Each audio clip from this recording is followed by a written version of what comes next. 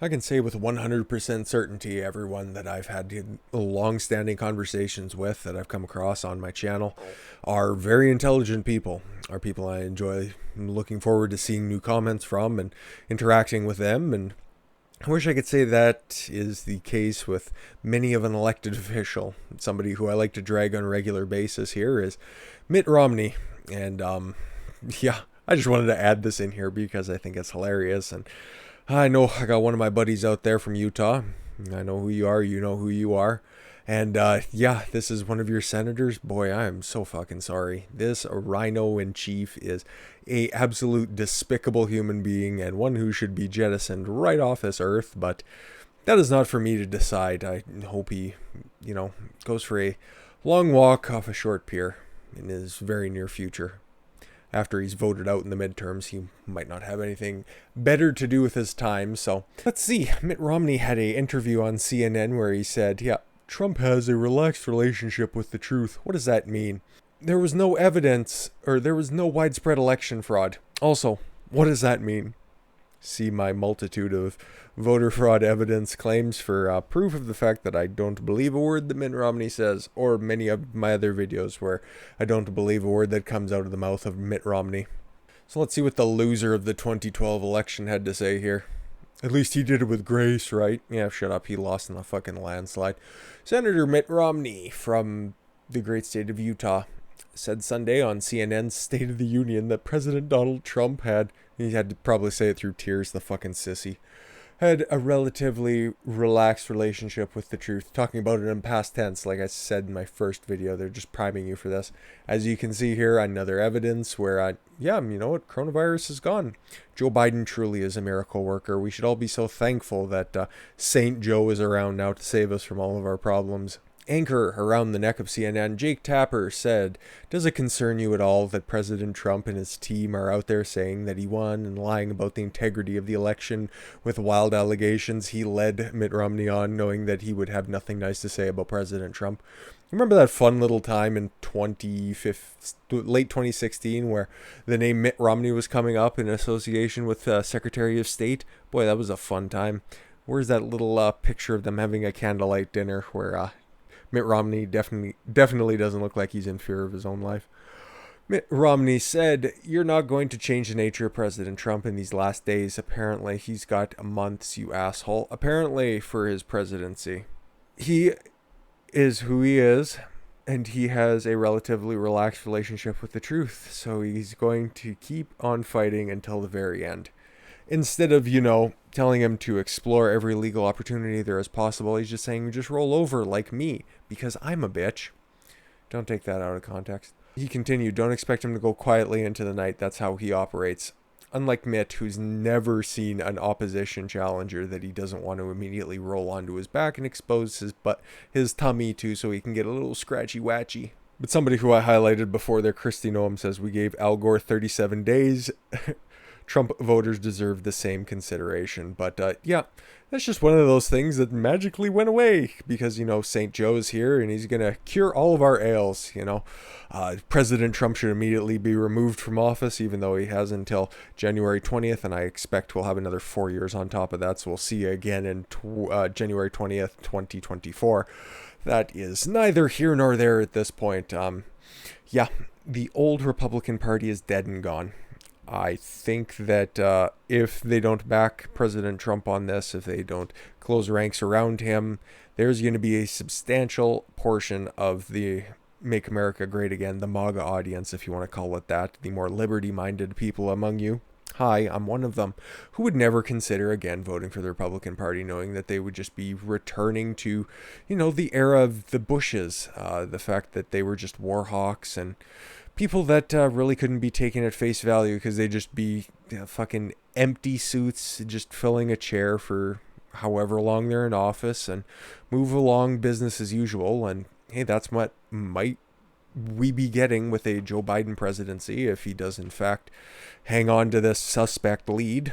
But we can also expect, all of that rioting to go away because, they were all just, so mad at Trump, right? Oh boy, is that wrong, right? When I posed the question earlier, how would the rioting be worse? if Trump won, if Biden won, or if we had the confusion like we have right now. Well, apparently Biden's won, right? Apparently. I'm not going to say that without a obvious tint of sarcasm, but for all intents and purposes, right? Biden won. Okay. All the violence should have been gone because they were fighting on his behalf, right? Well, let's take a look what happened. Okay. Yesterday afternoon, a vicious fight breaks out at a Biden celebration rally in Madison, Wisconsin, attended by Black Lives Matter. As you can see, somebody will, get their ass kicked. And, oh, Jesus. We'll try that again. Yeah, as you can see, a bunch of peaceful people. Oh, yes. It's hard to tell who's... Oh, wow. That was fun now, wasn't it? Of course.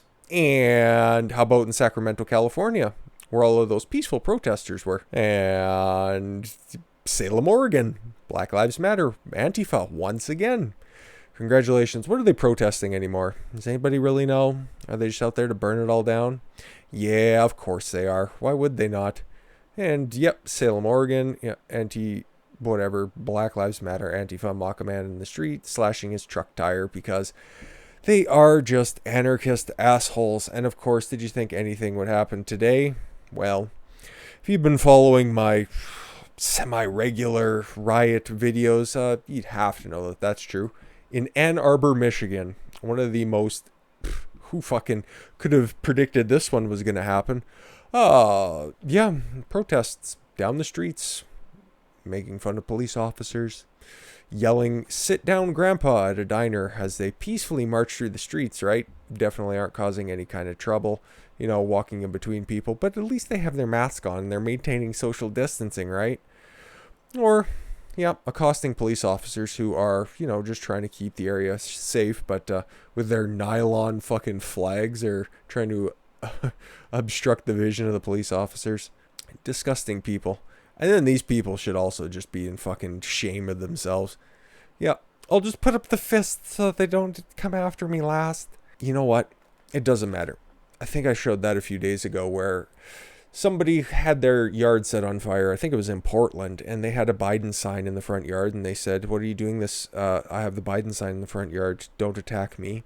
They don't care. They're just here to cause a problem. Like you see now, it's just a shifting bullseye. They don't care who they're accosting. They don't really care what they're doing. Right now, it used to be, oh yeah, get Trump out of there. Boo, boo Trump. We can't think of anything other than Orange Man. Bad. And you can see in a couple of these, how not straight. But yeah, as you can see here, that says Trump won't concede. And it used to just be, your regular rhetoric where Orange Man bad and the such, but they just keep shifting what they're after. So do you think that they're going to stop if Trump ends up losing this election? Yeah, okay, we're going to see another flare up of extreme violence from more, not exactly Antifa members, but more avowed leftists out there. So I just want you to know the fact that coronavirus has magically disappeared now under the reign of the wonderful 46th president of the United States, one Mr. Joseph R. Biden Jr. In fact, the violence is going to continue. And you think that he's going to do anything about this? The guy who is defunding the police, who said before that, yes, indeed, he would defund the police.